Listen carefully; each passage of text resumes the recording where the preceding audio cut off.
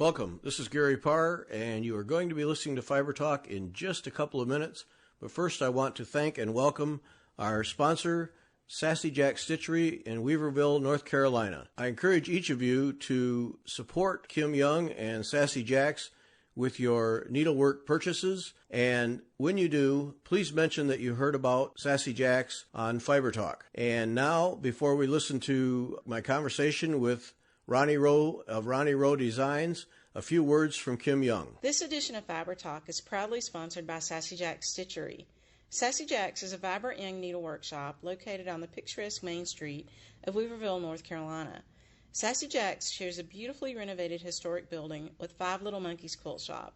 This year, we are happy to welcome you to a fantastic new classroom venue above our two shops. The classroom is well equipped with two large audiovisual screens, excellent new lighting, and seminar table seating. This beautifully renovated historic building even boasts the only elevator in town. We are proud to welcome Beth Still of Summer House Stitchworks August 2nd and 3rd. Beth always brings a beautiful project with some fun and easy finishing tips. And if you can't make it to the Summer House Stitchworks class in August, or even if you can, we're super excited to invite you to our first ever September Soiree Stitch Retreat, September 19th through 22nd. The September Soiree Stitch Retreat features just us and your whips.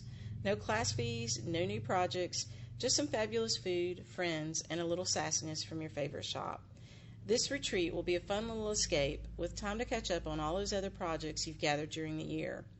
We hope you find a way to come visit us soon. If you can't make it to us, then visit us on Facebook or Instagram. We love it when you stop by and say hi, whether it's in person or online. We truly appreciate you. And we really appreciate all the good things we hear and learn from Fiber Talk.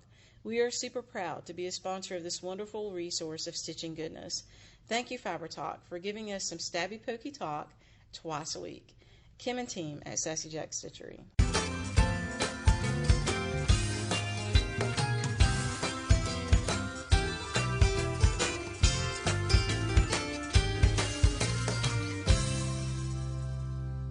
Welcome back. I'm Gary Parr. You are listening to Fiber Talk, that twice weekly podcast for the fine art needle and thread folks. And the guys are taking over this week, folks. The guys are taking over. Ronnie Rowe Designs is with me. Hi, Ronnie. Hey, Gary. How are you? Glad to be with you today. Yep. Thanks for doing this. Yep. It's an all male Fiber Talk. Yay. Well, there's one thing for sure. There's not a lot of males doing what I do. No, there is not. There is not. Yeah, that's the thing I'm most anxious to talk to you about is we're both in the same position. We're in the role reversal position here, and I've been doing needlework since college, which is a frightening number of years now, and really didn't. I mean, I did it. I didn't hide it, but I just sure didn't broadcast it till. As you get later in life, you start to care less what people think. Because when you're 30 years old and you say, "Hey, I do needlework," it's like, "What's wrong with you?" But I don't care anymore. I just don't. No, neither do I. Yeah. So how did you get started doing this? Well, Gary, I've been in needlework for approximately 40 years now. Okay, so we're in the exact same boat then. Right. And the way I really got started was my wife was doing county cross stitch. And, of course, I'm sitting back at night watching a ball game, basketball, football, or whatever. And she was, and I talked to her, and she'd say, "Be quiet, I'm counting." Well, I heard all the time, "I'm counting." And so, anyway, she told me, "Why don't you try it?" And I said, "Well, I'm not interested." And she said, "No, go ahead. Just try it. I got this little design. It's of an owl, and it's really simple. And just try it." So I sat down with a little hoop, and she got me the thread and the cloth and gave me the little hoop. And I made a few mistakes, didn't go over the right way. But anyway, I did it. And it was okay. I wasn't really excited about it. So, but anyway, it got my attention some kind of way because I told her, "Go get me something big to do. I don't want to do something little, some little cutesy thing. I want to do something big." I said, because the way I figured, if I can make one square, I can make 100. Right. So she went to one of the local needlework shops and a craft store at that time, and bought some book with some buildings in it. And it was a book by Judith Sandy. That was a lady. I don't believe she's with us anymore, but it was one of the earlier designers, Judith Sandy. And there was a book called Timeless Designs. And so I took that book and I made several designs, and they turned out okay. You know, I was just doing them out of somebody else's pattern. And at the time I was working, and I had a friend of mine making frames. So he made the frames, and we framed them all up and went to a local craft shop, a craft fair where I'm located. And we paid $50, $60 of what it was. We sat there, and he sold frames, and I sold some of my designs, some of these designs. Uh-oh. And, now we got something. Yep. Right, we got something. I'm sitting there thinking, here I am sitting out here on a beautiful Saturday afternoon, and somebody has bought these. They bought these things. Now, granted, I put a lot of hours in stitching them, but that really didn't matter because it was off time anyway. So they bought them, and so I did some more. So I told my wife, you know, I think I can do a design. I'm going to do one myself. And at the time, my mother had an old farmhouse where we live. So I went down and took a picture of it. Of course, there was no digital photography back then. It was, you know, you had to go buy film. Right, right. So I took some pictures. So you didn't waste any time getting to the design part at all then? No, not really, because I was sitting there. I did a whole bunch of these that I was out of somebody else's, and I figured all it is a bunch of squares. Why can't I do this? You know, why can't I design something? So anyway, I did that one, and it turned out okay. It wasn't anything special. It was just okay. So anyway, I got the wild idea just out of the blue that I was going to Colonial Williamsburg. I'm very close there. I'm about 15 miles from Colonial Williamsburg. So I went down to Colonial Williamsburg, took a bunch of pictures of a lot of their historic buildings, came back, and sat down with a pen or a petograph pen and some graph paper, started making little X's, drew the thing out the best I could, and made some designs. And after I had them, I had a friend of mine in the printing business. Now I got to stop you right there. Anybody that says they have a rapidograph pen, I remember those days. Oh yeah, well a lot of people don't, Gary. Yeah, that's some serious writing instrument or drawing instrument there. Oh, yeah. So did you have an art background then? I mean, to own pens like background. I started work back in the late '60s in Newport News Shipbuilding Dry Dock Company as a designer. Okay. And I was working on aircraft carriers, designing crew living spaces aboard the John F. Kennedy. And so I had somewhat knowledge of design.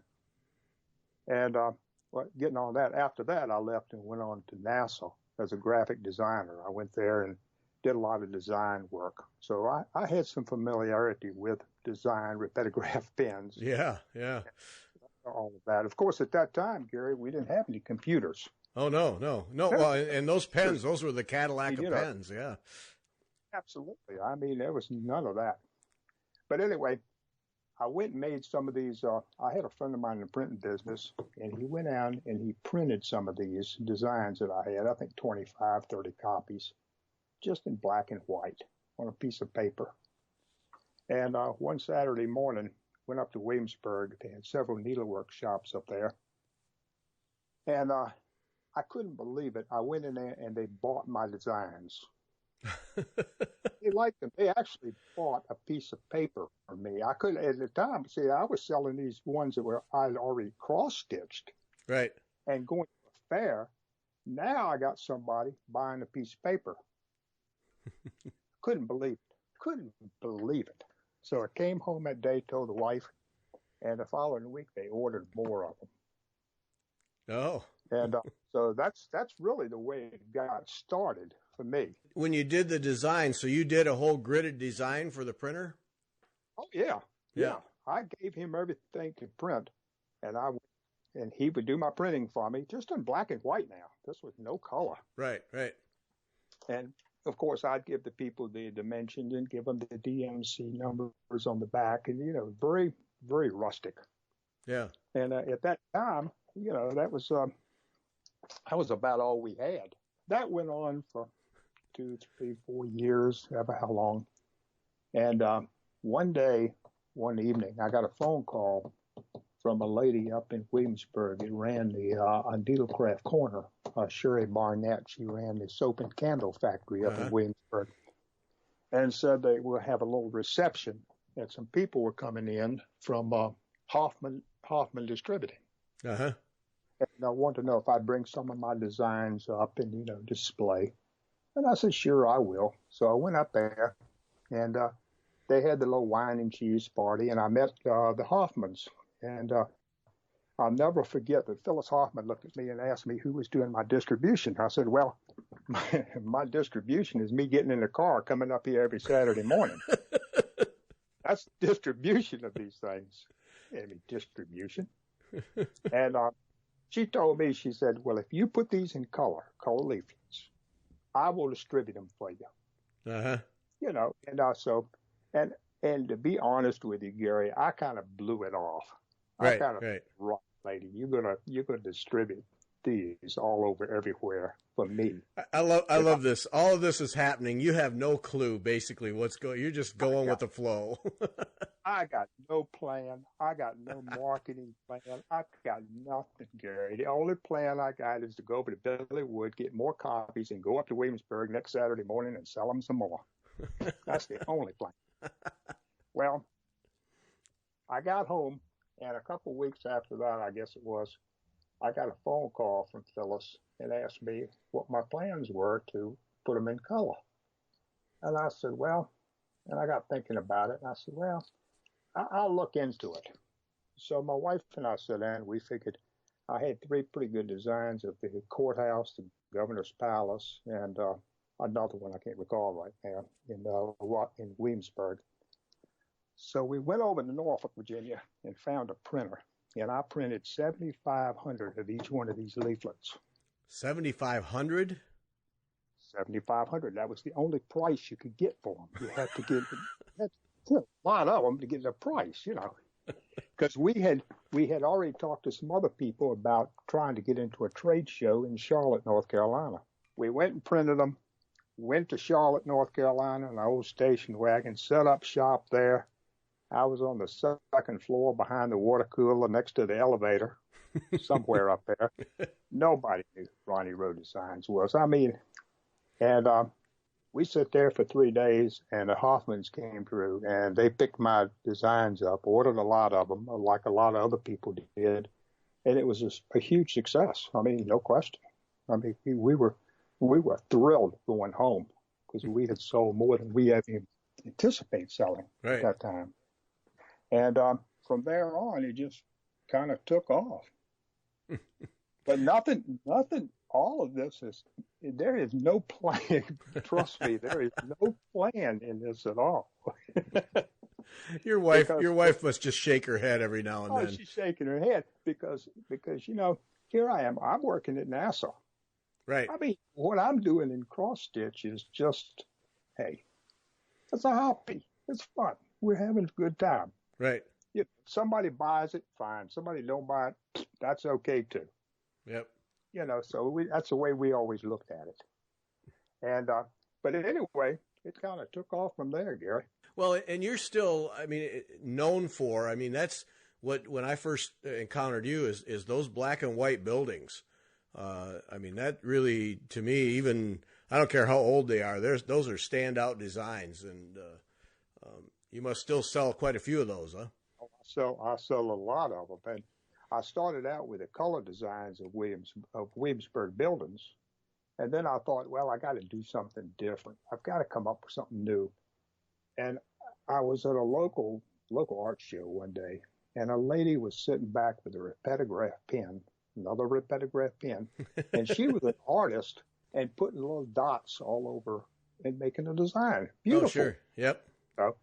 With a pen with little dots, and I thought, maybe if I do a building or some scenes or something with just black and white. It's just, out of the blue. And I said, well, I thought I'd do that. So I tried one. It looked pretty good. And then I did several more. And anyway, they took off pretty well. And I was going to call them. I had to come up with a name with it. So I called it the Pen and Ink series. Mm-hmm. So, I mean, that's, it's just what I thought of at the time. No, we had an artist at one of the early magazines I worked on. And one of the signature things with every article was a pen and ink headshot, a drawing of the author of each of the articles. And I mean, the guy was brilliant talent, just brilliant, but he would do that same technique to do the pen and ink things. And of course it would take him forever, and we're under deadline. And at some point it's like, Ed, really just finish that up. It's all of 2 inches tall, finish it up so we can move on. But talk about it. Yeah. But the minute I saw your black and white, your pen and ink designs, that was immediately who I thought of, because it really is reminiscent of that very technique. Yes. Well, the pen and inks, I found those a lot more difficult than I did what I did in color, because all the color buildings I used to do, and all the Williamsburg of those, the various buildings up there, I could sit down and get the perspective right on something, and you have a corner or something you couldn't figure out something. And I used to tell people, if I couldn't figure out something on one of those buildings, I'd just put a bush or a tree in front of it. I mean, it looked good. I could do a bush or a tree. So that was kind of a filler. But the black and whites, you had to account for the white material with the black thread, because everything white you're seeing on that is the material. Right. And it's almost like a watercolor, but they took a long time. I spent a lot of time on those, and I'd get some of it done and get frustrated and put it down or throw it down and take it back. I put a lot of time in those black and whites. Yeah. Oh, well, yeah. It's got to be hard to get the perspective right and the density just right, and right. You got to get because remember, a lot of my black and whites, a lot of it looks like shading too. Right. You use a shading, but you're still using just black thread. Right. Not using any offset grays or any of those colors. Yeah. No, that's just it. Yeah. It's just one color deal there for you. It's a one color deal, and so. But anyway, that was I really enjoyed those, and as you said again today, they're one of my best sellers today. Anyone doing your design stitching a bush, that's covering up what you couldn't get right. I love it. That's exactly right. That covers up what I couldn't figure out. So, but it looked okay. Sure. But every one of these things, every one that I have ever done, right up to what I'm working on right now, I mean, I have put everything into every design I've done. And if I didn't think it was good, and if I didn't think it was right, I didn't put it out. Mm-hmm.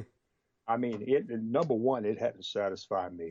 Right. If I wasn't satisfied with it, I just did them for me, what I liked. So you're doing all this initial design work and putting all these things together, and you're working a full-time job on top of it. Yeah, right. Full-time job. I'm doing this at nights after the kids' baseball, soccer practices, and all of that. And, sitting there just picking at it. Right. I sit down for an hour with my Petrograph pen and just sit there and put dots and just see what I can come up with. Work a little bit at a time. And then what I was doing at the time also, I was stitching this thing as I'm going along, because every one of these things you see at the shows and everything, I stitched every stitch on those. Yeah, I was wondering if you're doing your own models. Yeah, I did every stitch on everything I've done. There's nobody, I don't hire people to go out and stitch and that. I stitched them because what I was doing with the black and whites, I would stitch as I went along designing. Okay. So I had to keep up with where I was, and I had to get it right the first time, because you can't go back and pull a whole section out if it's not right. You have to have it right. Yeah. So I had a lot of planning. I really did put a lot of planning into them. Yeah, you can pull it out, but it's not a pleasant exercise.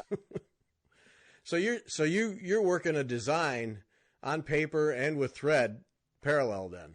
Absolutely. I do it in parallel, but the first thing I do with a design, if I come up with some of the faces, like the last ones I did, the faces, the first thing I have to do is make sure the eyes, the nose, the mouth, and all perspective is right on the design.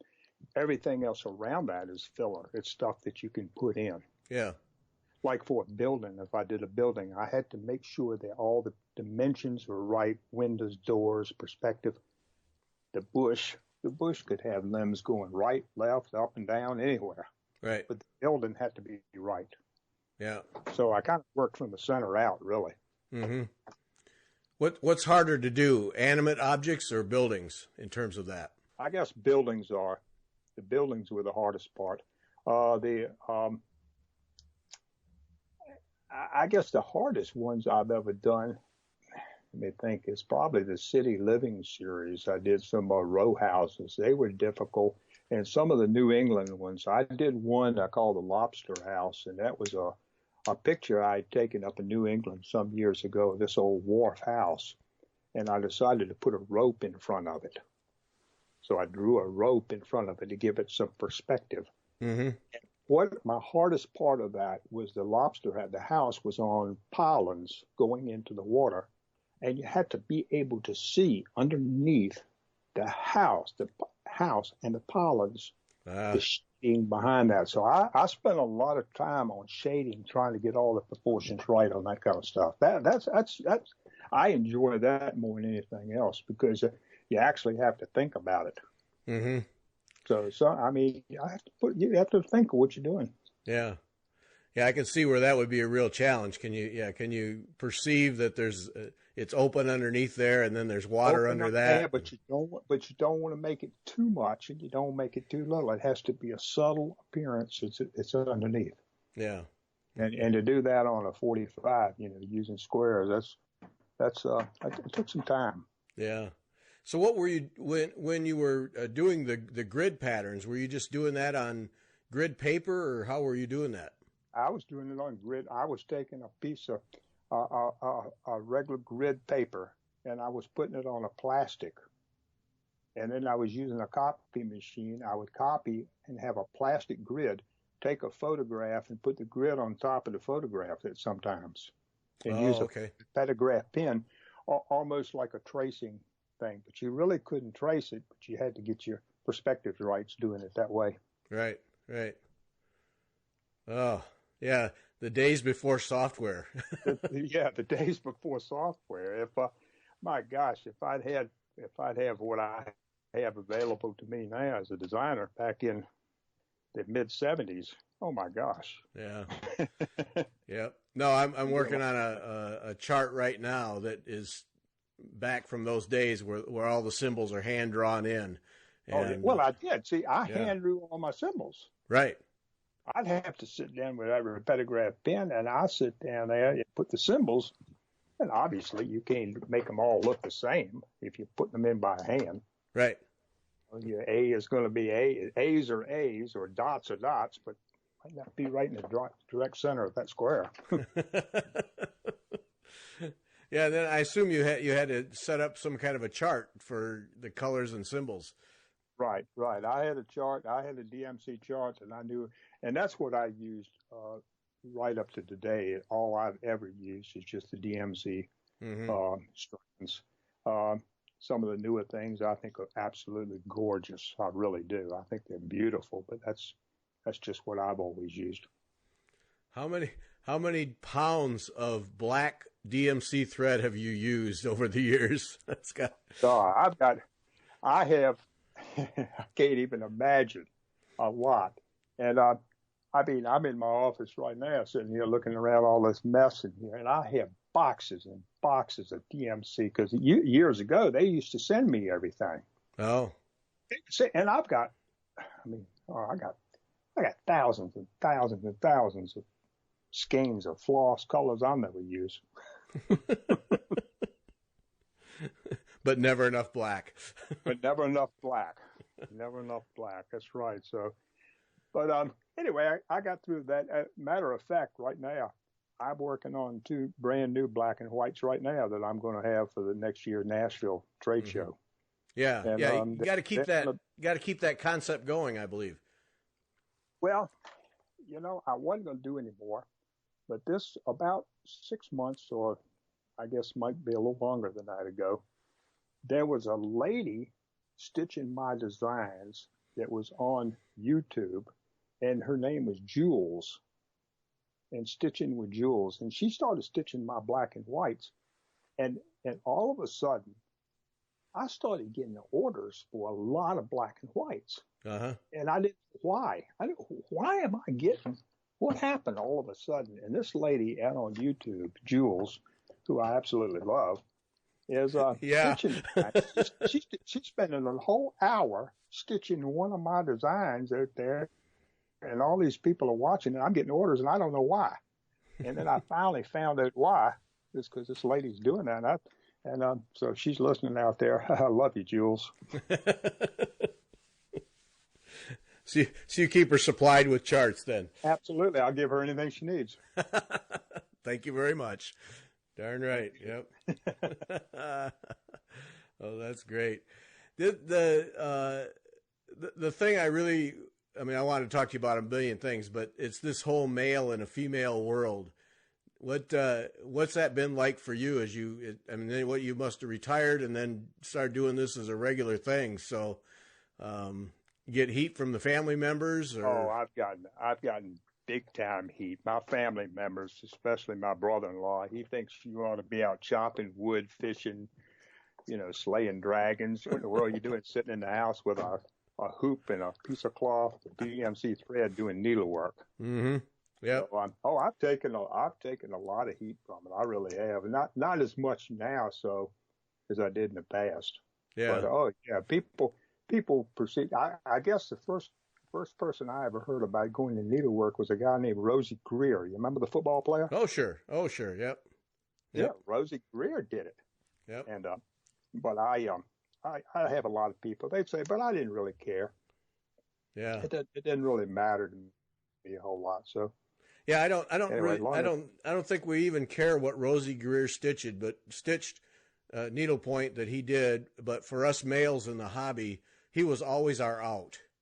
Oh, absolutely. He was a football player. My gracious. Right. Big, yep. Mean football player. So you could always have that. Well, yeah, but so does Rosie Greer. So get off my back.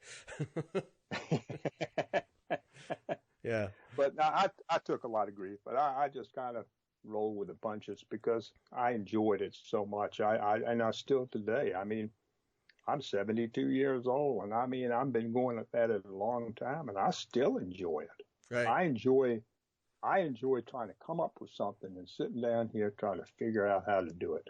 Yeah, well, and you're getting the stitching in too, right along with it. So, because a lot of designers get so busy designing, I don't think they get to stitch near as much as they'd like. But you're keeping both ends going.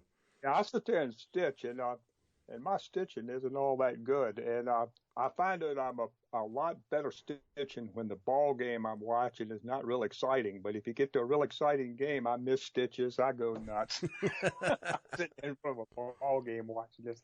And the way my wife laughs at me because I'll come up here in this office and I'll say, I'm going to work on a design. And I've got speakers up here that I blare music out. I know the neighbors can hear me. I'm playing Lady Gaga, Bruno Mars, Guns N' Roses, The Who, Jimi Hendrix. I'm playing hard rock music up here. Uh-huh. I love that stuff. And I got that blaring and trying to figure out what I'm doing. Yeah, well, I do that a lot of times with music. It just cuts everything else out, and you get lost in your own little world. Yeah. But right now, we talked about the approach I go to design. The approach, the unique way I go about designing right now, Gary, is I come up with an idea, and I try to come up with a theme or something like a series. I don't know why I've always done that. It seemed like the thing to do, like whether it be the Williamsburg, the Black and Whites, the City Living series, Innocence, the ones I've done in the past years. But I try to come up with something new every year, something challenging for me, and something that I think people out there, the stitcher, would like to stitch. Yeah, but that really seems to be the underlying thread is is designs that are challenging to you, and you basically hope people like them, but it's the satisfaction of doing something that challenges your mind. Right. I like to do that. All of my work, I'm just a straight stitcher. I don't put any half stitches, quarter stitches, none of that in mine here. I'll just straight stitch, just straight X. Mm-hmm. All of my work. And like I say, I use DMC, and they got all the new materials and new flosses, which again I think are absolutely gorgeous. But what I have found in my work is, and I'm local here, and I'm in a fairly big area, and a lot of the specialty flosses and things, I don't even know where to tell a person to go buy them. I mean, and so I've always just stuck with the DMC, or because people in a rural area somewhere buy my design, that's available to them, whether you go to a work store or one of the other box stores. Right. Well, and that's the DMC. I think sometimes we just take it for granted. Exactly right. And but like I say, I'm not knocking any of the other three. I think the other ones are gorgeous. I mean, the ones I see in market are just fantastic. Right. And but just for what I do, I don't know if I'm too old to change or what, but anyway, that's that's what I go with. Does color make it more difficult or easier to design? I think it makes it more well, they're both they're both difficult, the black and whites and the color also, because the way I do the color, and I don't know how other people design. I know I talked to you one time and you said people would design and use the program Excel, and I can't even imagine that. Yeah, I don't know how people use Excel. I mean, I've heard it more than once. I think they get away from it because there's other software programs that are just better suited to it. But I've heard more than once of people doing designs with Excel, and I mean, I guess you just put colors in. You make the grid really small and put colors in, I guess. Right. I think what you do at your top and bottom, you make all the cells in the various page, the same size, and then start from there. But that just seems to me would be a hard thing to do. Yeah. Because right now, what I'm doing is I'm coming up with an idea. I'm tracing it out on paper, drawing it briefly on paper what I think I want. Mm-hmm. And then I'm taking and scanning that in with my scanner, and I'm putting that into a programs, in 4 different programs, really. I'm using a new program for the Mac called Affinity Photo, Affinity Designer, iDraw, and I do some work with GIF Converter. But I'll take these 4 programs, and especially with Affinity Designer. If let's say I've got 32 colors, or I'm going to pick how many colors I want to put in this design, say 32, I'll have 1 layer for each color. I'll have 32 layers in this particular program, and I'll name each one of those layers a DMC number, like a black 310. And then when I'll work on a square. If I've got something 200 by 200 stitches, so you've got 20 tens across the top. I'll take that 1 square, 10 by 10, and I will work just on that 1 square with those 32 colors in that, and then I merge a lot of it together. Okay. I do a lot. I mean, I know nobody else does it like this, and they probably don't, because I have worked a long time trying to figure out how I want to do it. I can see how that gives you flexibility and the ability to make adjustments by having every color on a layer. I can adjust everything very easily the way I've got it laid out. Yeah. And so I can adjust the colors, perspectives. I can do a lot like that. So that's the way I'm doing it right now. And so, and it seems it's working. It works okay. I'm still slow. I'm the slowest person, and I can't. I swear, I'll sit down there and look at something for hours, and it just doesn't look right. And then when I finally get it right, I said, Ronnie, you got it right. I swear to you, the wife will walk in and say, that looks stupid. and then I look at it, And I say, yeah, she's right. And I start over. And it happens all the time. Uh-huh. It's just the way it is. Yeah. Yeah. Hey, if she thinks it looks stupid and she's willing to say so, there's a lot of value in that. Oh, yeah. I'll tell you what happened to me one time. It just, oh, gosh. I was sitting up here. I had a panic attack. I mean, I went nuts. I did these designs, and I'm trying to think, it was the midsummer. And the midsummer, those were cottages in England and everything, a whole series of these cottages. And I had 4 designs that I sent to my local printer, the guy that prints for me. Mm-hmm.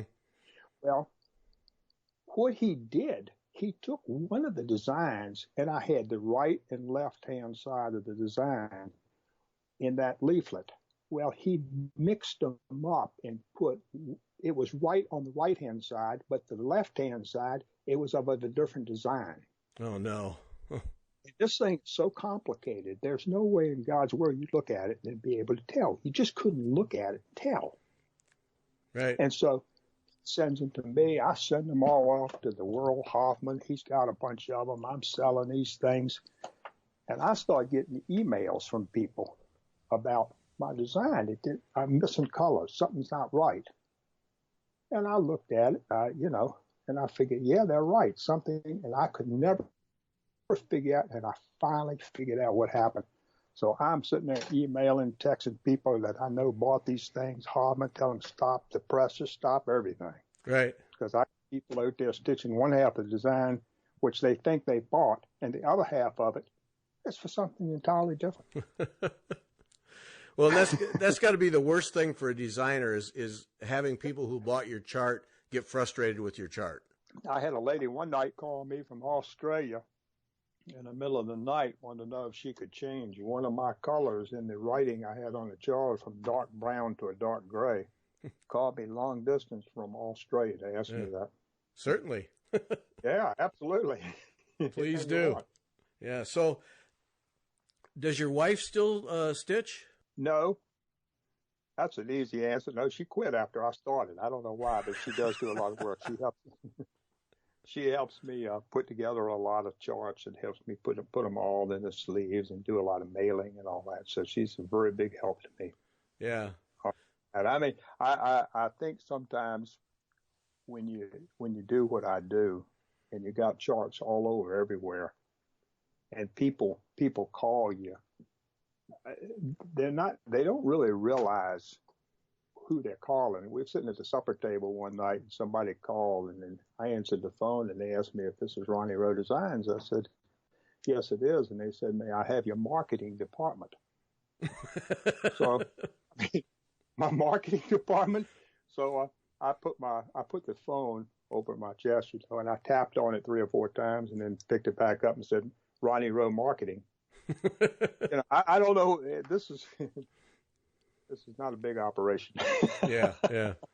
Well, you get a lot of designers. I mean, I just in talking to people, it's really clear that a lot of designers' spouse plays a major role in what they do because it almost takes 2 people, one to do the designing and the other to keep everything organized so that you can actually function. Exactly right. And like I say, if you could see where I'm sitting in my office right now, what I do, you would never think I could function in this mess. It's awful. It's unbelievable. But anyway. But your wife gave up stitching then. She gave up stitching, and then she went to, she started doing a lot of knitting. So she got into knitting. She enjoys doing that. But we have a lot of things we do other than stitching. For instance, I've got a lot of hobbies I do, a lot of other things. I'm retired, obviously, at my age. And I do a lot of swimming. We go to the YMCA, local YMCA, usually every morning. I swim laps and lift weights, swim laps, and got to do a lot of gardening. And also, one thing I do that probably no other designer, I bet you can't find another designer, I do a lot of crabbing. I'm on the Chesapeake Bay. Oh. And a doctor across the street from me, my buddy, we will get up early in the morning. We do a lot of crabbing. Oh. So, yeah, we enjoy that. Yeah. You had that age old question. What are you going to do when you retire? Boy, you had an automatic answer. Oh yeah, I enjoy retirement. Retirement's great. I told somebody one time that was getting ready to retire. I said, "Let me tell you what retirement is. Retirement is once you retire and somebody looks at you and tells you to have a nice day, you actually got a shot at it then." Oh, that's excellent. You retire and they tell you to have a nice day, you actually got a shot at it. Oh, that's excellent. Yep. But everything I've done, Ronnie Rowe Designs, it's just not, Gary, nothing has been planned. It really hadn't. It's just kind of happened to you. It just happened. It just moved along. And it's been good too. I think one of the most satisfying things that I ever had happen to me in my whole life was, and I still have the letter. I'm looking at it right now from a gentleman out of Pittsburgh, Pennsylvania. He wrote me a 2-page letter one time back in the 90s that he had got one of my designs and it had helped him through his chemotherapy with his cancer. Oh. Doing that. And Gary, everything I've ever done, that's just wonderful. Thinking I made something that this gentleman could sit down and stitch. It helped him through that. Yes. That's really good stuff. That really is. Yeah, if you never do another design, it doesn't matter after something like that. That was the best one I ever did. Yeah. So tell me about, now you've got some animal designs, and then at Nashville you had these faces of little girls. Tell me about those. Okay, not this past year, the year before last, I guess it was in 18. Then I went to Nashville, and after the show, I looked around. I made an effort to go around everybody's booth, everyone's room, to take a look and see what it was doing, see what the needlework industry, who was putting out what. And so I came back and I thought, what can I do that's different? And so I got a granddaughter who is 4 years old. And so I looked at her picture sitting here. I wonder if I could do something with her picture, or something that, it doesn't look like her, but it's kind of mystical or something. So I planned all that out, and that's the way it really got started. And also those, the Innocent series with all the faces of the young ladies, I was also thinking there's so many people in the needlework industry, especially cross stitch, that people are doing this. They're middle-aged, older people. We ought to have something in there that young people might get excited about. Some young people, to get some new people into doing the cross stitch. Mm-hmm. And so I thought about that. So that's how it came about. I did one of them, and it turned out I liked it. So I decided, well, heck, I'm gonna do 6 or 7 of these things. And so that's what it turned out. Yeah. You really do lock into those series, don't you? They've been big hit. I mean, they've been doing well with those. They're really good. People seem to like them. Uh-huh. Some people don't like them, but some people do. So yeah, but so just about everything, it seems, becomes a series for you. I don't know why. I don't know. I can't get away from that series thing. I don't know, but that's what it seems like I do. Well, there is a logical progression to that, where you have an idea, and then how many variations on the theme can you do? Well, it's like the black and white, the pen and ink series. I mean, I could have done one, but I mean, after I did the first one, I thought, hey, that doesn't look bad. Let me do another one. So you just kind of stick with that for a while. I'm interested, and then I'll lose interest and go to something else. So, but anyway, then I got into somebody wanted to do cats. Somebody said, why don't you do some faces of some cats? So I did that. I had a whole series of cats I did. And then I figured, well, if I do cats, I ought to do some dogs. I did some dog faces. And so I'm working on some new dogs for next year's show, and some more black and whites. And and I've got a whole brand new series coming out next year. It's going to be called The Golden Age. Mm. And this is really, I'm really liking this. I got one of them I've already completed. I had a friend of mine at the YMCA, and she is a yoga instructor, and she's 38 years old, and she's from Bulgaria. And she's got this jet black hair. It's really frizzy. She's absolutely gorgeous. So I took a whole bunch of pictures of her and her looking very serious. And this is all done in a sepia colors. There's only 6 colors in these designs. Oh. They're golden colors, sepia looking. And what I've done is I've woven butterflies in her hair. Mm. So I've got all that flowing and everything. And so, hey, but I think it's gonna be good. I don't know. We'll see in March anyway. But I like them. I like them, and I think they look good. Yeah, got to try. That's right. Got to try. So when you do your designs, when you stitch your designs, you stitching on linen, Aida? What do you use? I use strictly 18 count material. 18 count. And 18 count linen. I mean, I guess it's linen, 18 count Aida. Okay. That's all I've ever done. I mean, I would like to try linens, the higher count and all that. But when I do a design and everything, for me to get the design right, I have to put it on something that I can see. It's easy for me to do, to stitch on. And I'm really not doing the design for the stitched product. I'm doing the design to put it out in leaflets and everything. So if you look at my stitching on my designs at the show and everything, I'm not the world's best stitcher by any stretch of the imagination. I'm just doing that for the picture to put on the front of the leaflet. Right. Yeah. Just so that's all I've ever used is just 18 count, 16 or 18 count. Mm-hmm. So all right. You keep it pretty straightforward and simple. I'm stuck back in the 70s, Gary. I haven't progressed. That's all right. It worked back then. So, have you ever done other techniques? A long time ago, I used to do some latch hooking, when you're a kid and all that, but not really. No. Not really. No, never have. I had somebody here at the Nashville show, a lady that I used to do shows back in Charlotte with Sue Hillis. And I know Sue has been in business for a long time, just like myself. We've both, been there a long time. And we sit there and talk. I told her, I said, I'm still doing the same old things, Sue. To say, I ain't changed a bit. She said, I haven't either a whole lot, Ronnie. I think some of the newer things are absolutely fantastic. I really do. I mean, beautiful, wonderful works.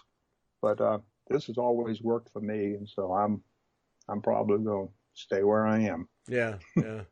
Well, that's a lot to be said. I mean, there are a million toys in terms of threads and linens and a million of them anymore, and for a lot of people that makes it fun. But there's a lot to be said for just tried and true and keeping it simple. Well, the one thing in my having this business, Ronnie Rowe Designs, one thing I did from the very start, I had a logo, my logo with Ronnie Rowe Designs. I've kept that for 40 years. Yeah. And a lot of my stuff, and I guess it's just because of duration, a long duration. A lot of people buy my stuff because it's Ronnie Rowe Designs. Mm-hmm. I mean, I know they do because I'm a mailing list. I got an enormous mailing list. Yeah. Over the years. So that's... So I pretty much keep all that the same. We got away from it, but when you do the cats and the dogs, the ones that stick in my mind are the cats because you do the eyes in color. If I recall correctly, the eyes in color and then everything else is black. Right. It's the same concept of the pen and ink, the blacks, but I did the eyes, like you said, the eyes in color. And on the back of the charts, I tell people, if you want to change the color of the eyes, you can. Yeah. On these, And when I started doing the cats, I didn't want to do the full body. I just wanted to do a facial part. And so I had to come up with something. What are you going to call this? And again, I'm getting back to the series. I said, it's all in the eyes. Uh-huh. I thought that sounded okay. And so, but the cats have done well. They're a lot of people seem to like them. And so, got various ones. I think I've had eight or something like that out right now. Yeah, no, the thing about those cats, every time I see one, the eyes, you really get them right because they just kind of bore right into you. I mean, they lock you in. That's what you want the people to see when they first look at it. I want them to see those eyes. It's all in the eyes. And so, And again, that goes back to the little dots on there. A lot of the white you see in that is the fabric itself. It's the pen and ink. It's still not all filled in. Right, right. Yeah, So no, those eyes, you really get those right. It's fun to look at them. Oh yeah, I enjoy doing that, and like I say, a lot of people enjoy them, and so that's good. Yeah. Now, okay, now I gotta. People often want to know what the mechanics are. You still stitching a hoop? You you have a special space where you stitch? No, I just stitch in a hoop. But what I normally do is take a piece of material and I use one of those pens that the washable ink pens, and I lay my grid out on my paper on my fabric. And then I'll take a chart, which I'm working on, and with my various squares with Affinity I draw, and I'll print out what I want to stitch at that time that I think is already right, which sometimes it's right. So, well, most of the time I think I have it right, but sometimes it's not right, and I've stitched it, and I have to make adjustments around that. No. So, I mean, and I don't like to do that. That just, I don't pull it out. I don't ever pull anything out after I stitched it. But after I stitch some, I'll look at the graft again and think, well, the next layer or the next segment I'm looking at is not going to work into that. So I have to redesign and put it in there. But then again, that goes back to, like you said, the cats. On those cats, the only thing I really had to get right was the eyes. A lot of the stuff around is filler. Right. It's if you're off a square or you're off 2 or 3 squares here and there, it really doesn't matter. Mm-hmm. It's like back to our original conversation about the tree. Put a tree in front of something. Well, if you put a branch over something, it can't, whether it's off a little bit, it doesn't matter. Yeah. Right. So that's really the concept I've gone with. Yeah, it's interesting because I don't think that I'm going to have to go back and look now because on those cats, I don't think I've ever really gotten beyond the eyes. I'll have to go back and look at the rest of it now. I'm not sure I have. The rest of it. And what I'm trying to do now is I'm not doing any designs anymore that have straight edges down the side. No. In other words, if you picture to go to a frame, if you frame something and you've got a perfectly straight edge with squares down one side, the right, the left side, top or bottom for that matter, then when you mat it, that's a real problem to make sure, because if you're off a little bit, stretches too much, it shows up. Right. Mine, I've got everything faded out to the top and the bottom and the sides, so it doesn't really matter. So the framer loves you. You got some slop in there. Yeah, because it's easier to frame. Sure. Yeah. Well, and it's so true because if you have that straight edge, boy, if it's off by even just a hair, it sticks out like a sore thumb. It'll show up. It just sticks out. Yeah. And all my frames, I build my own frames, and I do all the matting, everything. I don't make the glass, obviously, but go get a piece of glass. But I go to the local hardware store and buy the lumber, rip it on a table saw, do the routing, everything, stain it. I do all that.